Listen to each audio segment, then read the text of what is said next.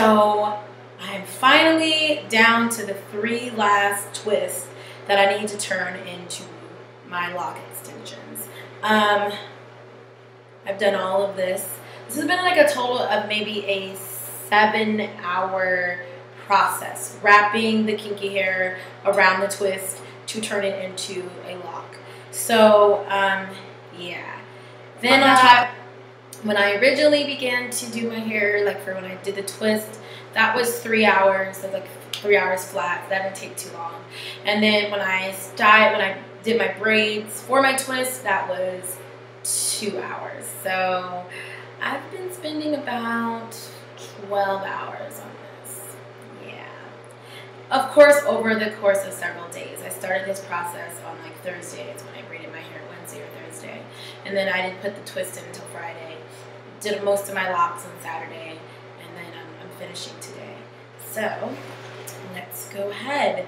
So I'm using the Curls Daughters Lock Butter. I purchased this about 1.5 years ago, maybe even longer, and I just was like, oh, I should use it, so I'm using it.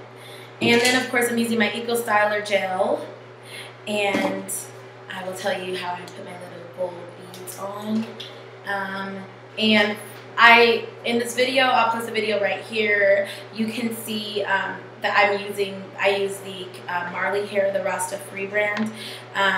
Right now, for most of my hair, the black, that is, I've used the Equal Marley braid. So for the red, I have 2 shades of red. And let me just go ahead and show you that right now. I have this one was called Tomato Red. This, you can see why. And this is just a burgundy. I don't remember exactly what the color was, but I have two shades of red in my hair throughout the back. So for the 2 colors, I've used the black and gold kinky hair. It's their Rastafari and dreadlock hair. So that's what I use. So I have 3 different brands of hair in my hair. Most of it being this because I have a lot of color, and then the Equal Marley braid. Okay. And then the Rastafri, I don't have at all. Okay. So first thing first, let me move this out. Okay, so as I have mentioned, let me tilt this a little bit. As I have mentioned in, I believe, my twist video, I left a lot of hair. Like, look, you can see there, the twist doesn't start to right there. There's a lot of my roots are exposed. And the reason why is because I knew that my locks would be pretty tight to my roots. I would try to make them as close as possible to my root. Okay, so I'm going to take my gel. I took a lucrative amount of gel. Okay, and I'm just going to put that on the root, and that's because I'm going to use it to grip. Taking the tip of the kinky hair, the end. Now there's a different, I didn't do this the same way each time, but this is the method I began to use. I began to just twist that tip, right, around, okay, the root. And then I began to take the kinky hair and wrap it. Now, as I go down, I'm going to put gel, just because I like the gel kind of like set the kinky hair on top of my twist better. Something I'd like to mention is that I kind of made a process where I hold this way, right? I kind of loop the twist around, at least when I'm at the top. And then I just kind of take my thumb, and my thumb functions, sorry, let me do this again. My thumb functions to take the kinky hair, wrap it, there we go, and then I just pull it through with this hand. Wrap it, pull it through, wrap, pull through, okay? That way was a little more efficient for me. I can't do it when I get down to the very bottom, but it gets me going through the top of each twist really fast. When you twist, you're not twisting down to an angle. You're really wrapping. I shouldn't even say twist, you're wrapping. Taking your thumb, watch. sorry, get that right. And you're wrapping. And you're overlapping the kinky hair. You're overlapping it. You're not wrapping in little sections. You're overlapping it a little bit. Each time you wrap it around, there's a little bit that is going to be layered over the section above it. And you want to do that so it looks like a lock. Otherwise, you're going to end up twisting your hair.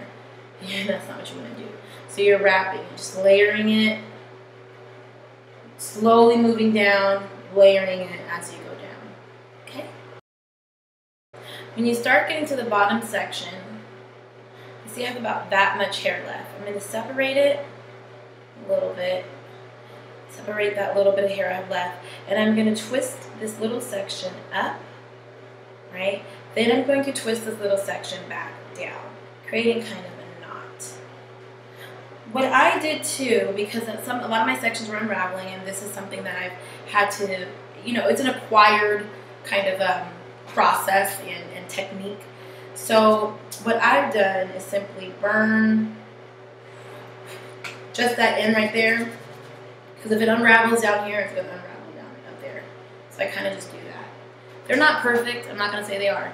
Another thing I want to add is that I use these duck clips a lot at the root if my hair was like kind of pulling really tight or whatever. I didn't do it this time around. Didn't feel it was so necessary.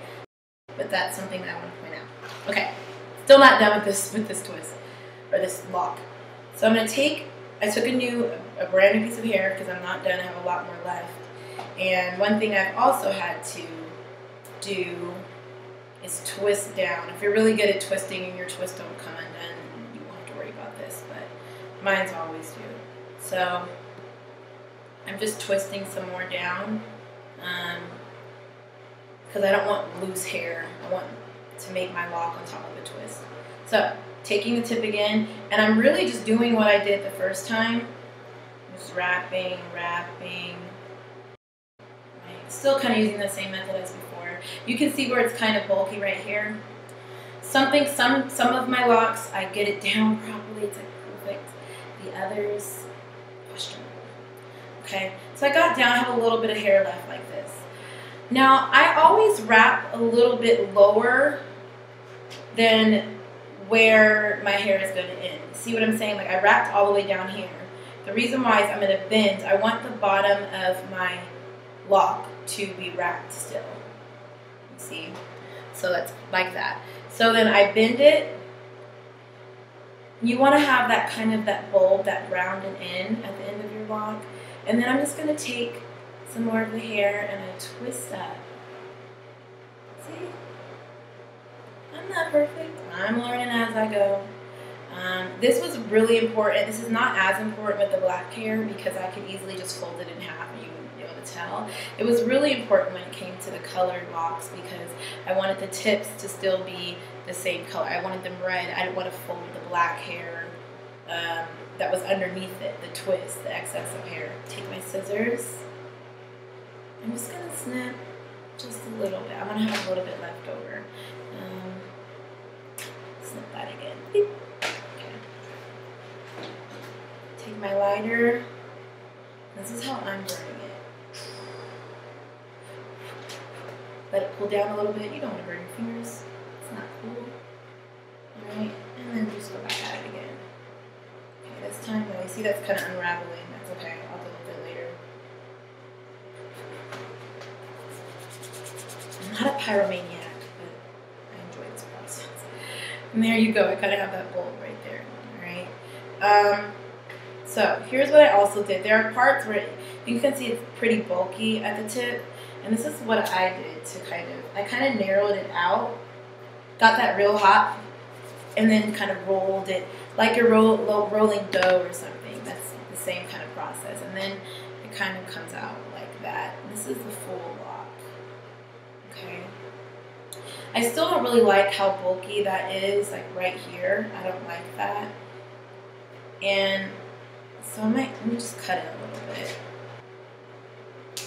Okay. That's better. That's better. Still, it could be less. I'd have to use less hair. So, here's what I did when not for all sections, but sometimes when I'm like, I really can't get over it. I'm like, oh, I don't like the way that looks right there. I just put my little and it makes it all better. I wish I would have gotten some of the shell beads too. That would have been cool. Okay, so now that that one's done, I'm going to go ahead and speed through the next two, and I'll do any voiceover.